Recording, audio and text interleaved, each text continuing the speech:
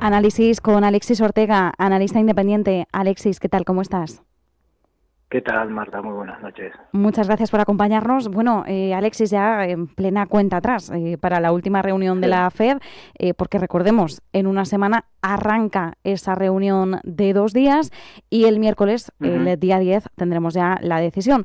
Es la última reunión de la FED y decisión de tipos del año. Y la última probablemente antes de saber quién va a ser el sucesor de Powell, que enseguida te pregunto por ello. Pero bueno, estamos en un momento en el que el mercado descuenta 25 puntos básicos de recorte y recordemos que esto ha ido fluctuando bastante. Ahora parece que se está Sí. asentando ese panorama. ¿Cuál es tu impresión? Bueno, la verdad es que desde un principio casi me dio la impresión de que de alguna manera las estrategias dilatorias de Powell no iban a tener ningún tipo de resultado. De alguna manera, en algún momento se llegó a plantear de que estábamos en un cierto grado de discusión o de falta de quórum dentro del FOM para llegar a una conclusión definitiva sobre si se bajaba o no se bajaba los tipos de interés, pero desde luego todo apuntaba a que finalmente acabaría bajándolos. Y ahora en estos momentos, pues prácticamente el mercado se decanta por una bajada de tipos de interés. Y yo creo que este juego que hemos tenido en estas 2 últimas semanas, yo creo que tras conocer cuál puede ser el sustituto de Powell, vamos a tener este juego de alguna manera durante las próximas reuniones hasta que definitivamente en mayo pues tengamos ese nuevo presidente que a, que a todas luces parece que va a ser un presidente del FOM que va a ser muy expansivo y que va a continuar bajando los tipos de interés. Uh-huh. Efectivamente, se espera, por tanto, que siga más la línea que desearía Donald Trump. Claro, entre los Mm. nombres que suenan con mucha fuerza, Alexis, el que se está llevando todas las papeletas es Kevin Hassett, asesor económico de la Casa Blanca. No es para menos, ha reiterado en muchas ocasiones una perspectiva que es exacta a la misma perspectiva que defiende Trump, de tipos mucho más bajos, de recortes más Uh-huh. agresivos, el mensaje de que la Fed está actuando con mucha lentitud, Powell Mr. Too Late, ¿no? Quien actúa demasiado Sí, tarde siempre, correcto. van a la par Uh-huh. Trump y Hassett en sus mensajes. Sí.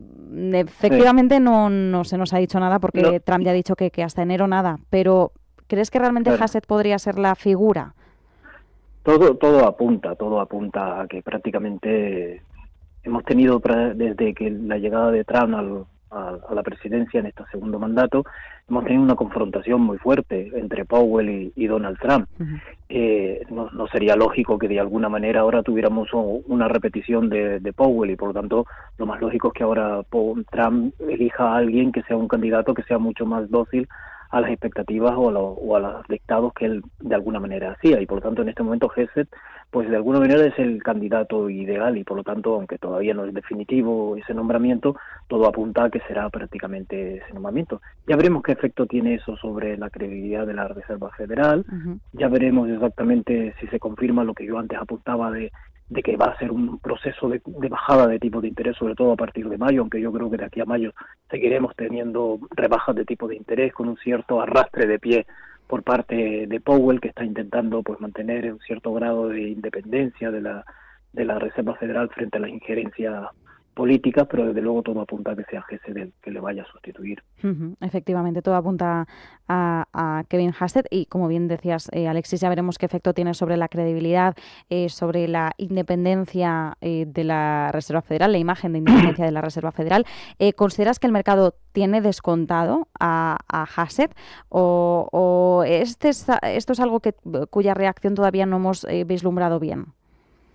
Bueno, yo creo que de alguna manera es el candidato que más está sobre la mesa y el mercado en parte lo tiene obviamente descontado. Lo Sí. único que pasa es que, claro, cuando lo conozcamos ya definitivamente, pues tendremos una reacción del mercado a este nombramiento.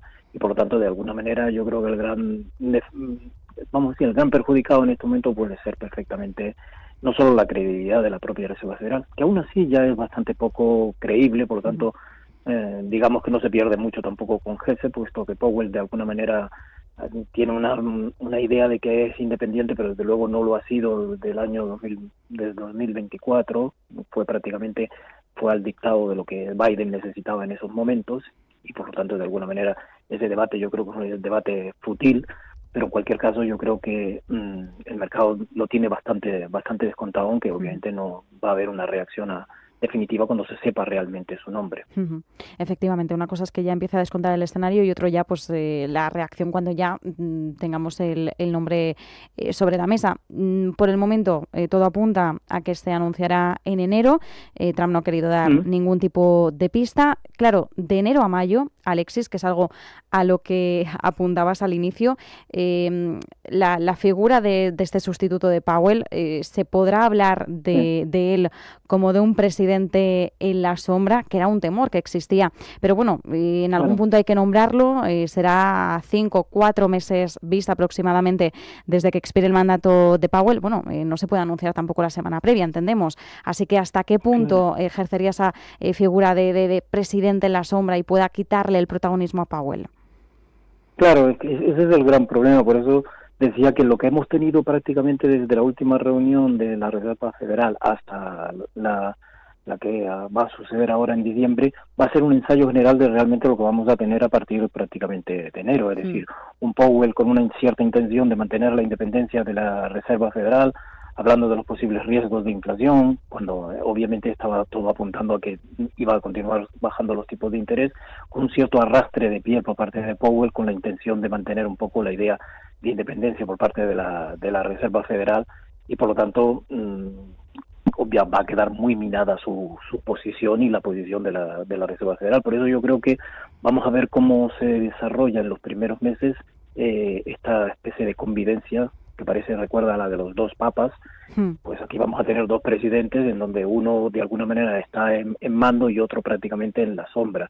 Y eso es un poco el elemento que le falta todavía por descontar al mercado realmente, porque lo que realmente va a descontar en este momento el mercado ya no es tanto la posibilidad de nueva bajada de tipo de interés, sino el grado en el cual Donald Trump se va a inmiscuir directamente en la actuación de la Reserva Federal.